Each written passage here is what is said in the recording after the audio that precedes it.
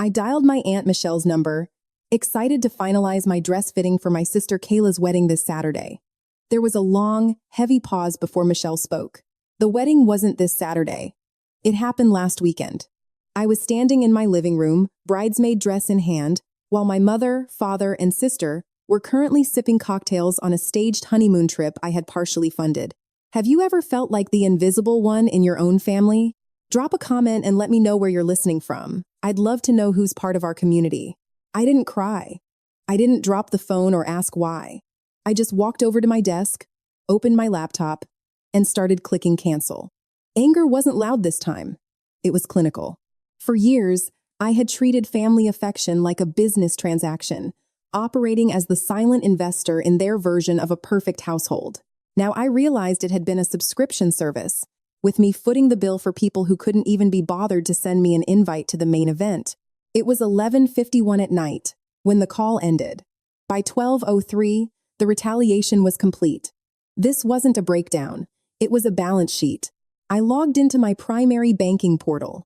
The automatic transfer of $2,000 that covered my parents' mortgage arrears was canceled. The monthly $500 allowance that funded Kayla's lifestyle disguised as student debt relief was canceled. The joint credit card I had opened to help my father, Christopher, rebuild his credit, currently carrying a balance of $4,000 from their supposed honeymoon expenses, was frozen solid. I rubbed my eyes, trying to summon regret or guilt, but there was only clarity. I didn't feel like a betrayed sister or an abandoned daughter. I felt like an auditor who had just uncovered years of corporate fraud.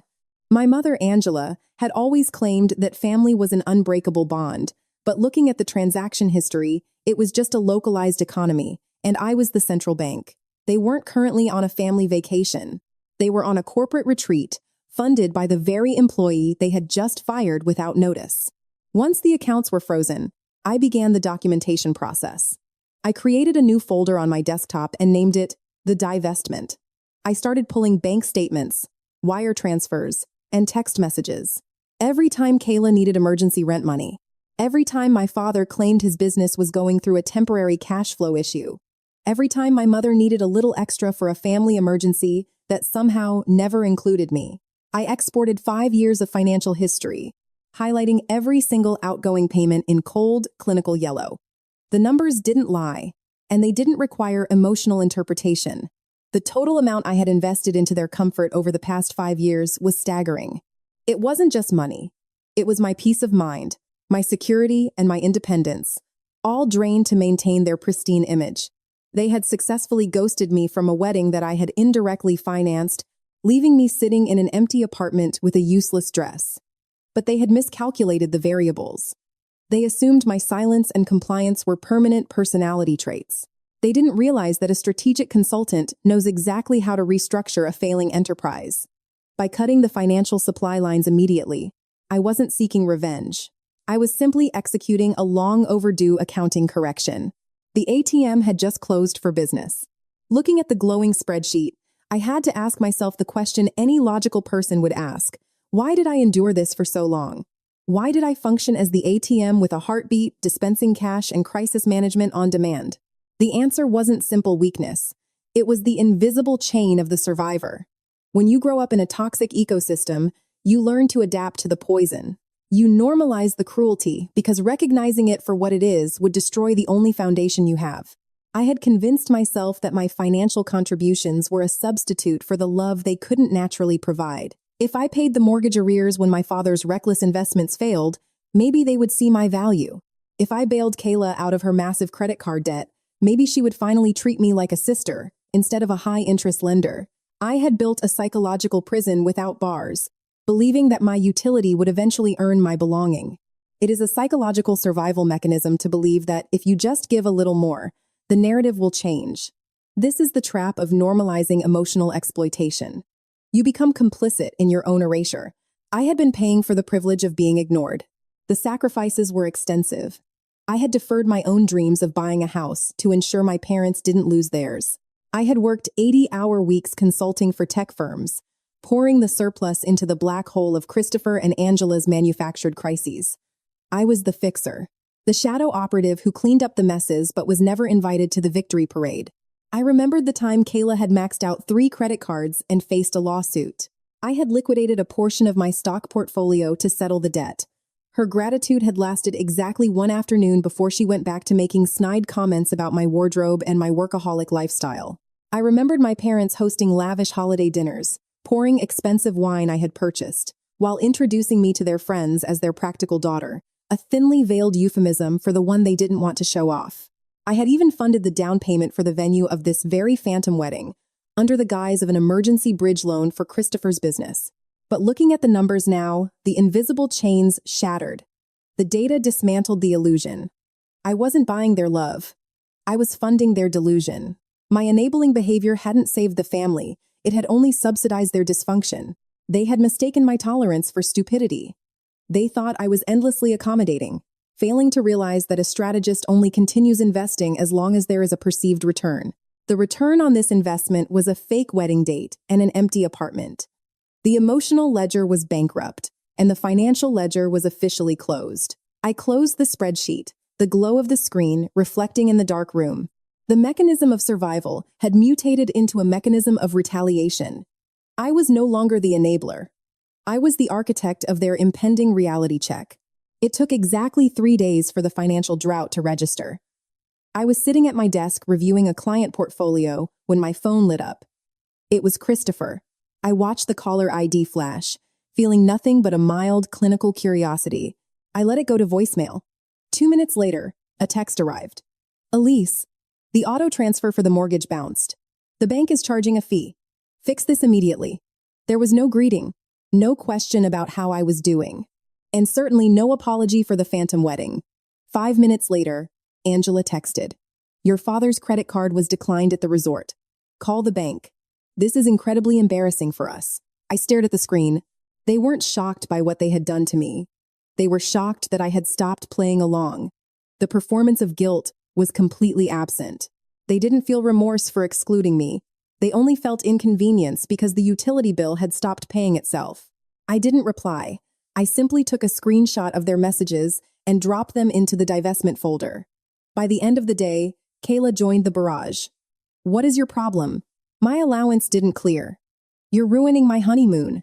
I finally typed a response, my fingers moving with precise, deliberate keystrokes. The accounts are closed. Any future communication regarding financial matters will go through my legal representation. I hit send and immediately blocked their numbers. There would be no emotional debates, no screaming matches over the phone.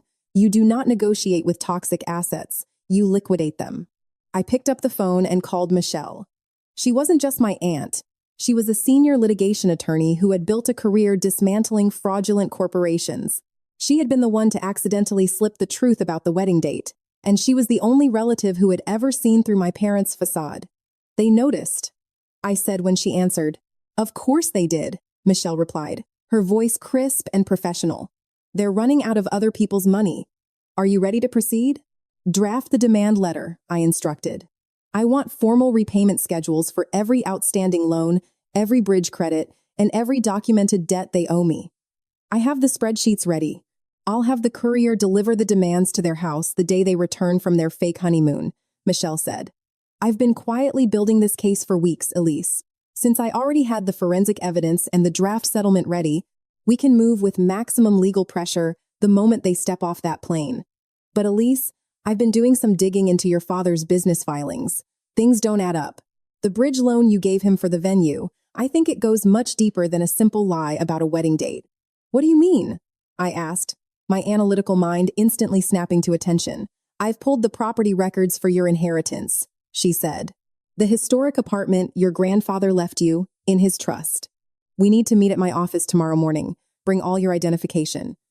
The call ended, leaving a cold vacuum in the room. The escalation had shifted from a simple cutting of ties to a formal legal war. The conference room in Michelle's law firm was encased in glass, overlooking the city skyline. It was the perfect environment for dissecting a crime, sterile, bright, and completely devoid of emotion. Michelle pushed a thick manila folder across the polished mahogany table. I opened it.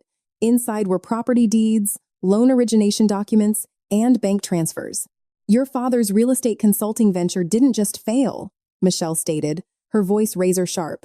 It completely collapsed 8 months ago. He was facing millions in defaults. I scanned the top document. It was a commercial collateral loan agreement. What does this have to do with me? I asked, though the cold dread settling in my stomach already knew the answer. Look at the collateral. Michelle pointed a manicured finger at page 4. There it was. The historic downtown apartment my grandfather had placed in a trust exclusively for me, an asset worth nearly $3 million. But that wasn't the detail that made my blood freeze. At the bottom of the page was a signature. My signature. They forged my name, I said, the words falling flat and heavy into the quiet room. Yes, Michelle confirmed. Christopher and Angela forged your signature to leverage your inheritance against a high-risk commercial loan to save his sinking company. They even bribed a corrupt notary public to bypass the identity verification process, making the forgery look legally binding on paper. But the venture still failed. The bank is preparing to foreclose on your property. My analytical mind rapidly processed the variables, snapping the puzzle pieces together. The wedding, I murmured. The wedding wasn't just a social event to exclude me.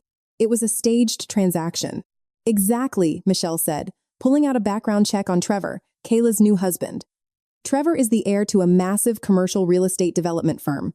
Your parents didn't just want a wealthy son-in-law. They needed an investor to bail them out of the fraudulent loan before the bank seized your asset and uncovered the forgery. It was a lethal discovery. The phantom wedding made perfect, terrifying sense. If I had been present at the wedding, or involved in the planning, I would have interacted with Trevor's family. I would have eventually discussed my historic apartment, exposing the fact that I had never signed it over as collateral. They had to ghost me. They had to stage the wedding and the honeymoon to lock Trevor into the family, legally and financially binding him to Kayla, before he realized he was marrying into a bankrupt, fraudulent enterprise. They had stolen my past by exploiting my finances, and they had tried to steal my future by forging my inheritance.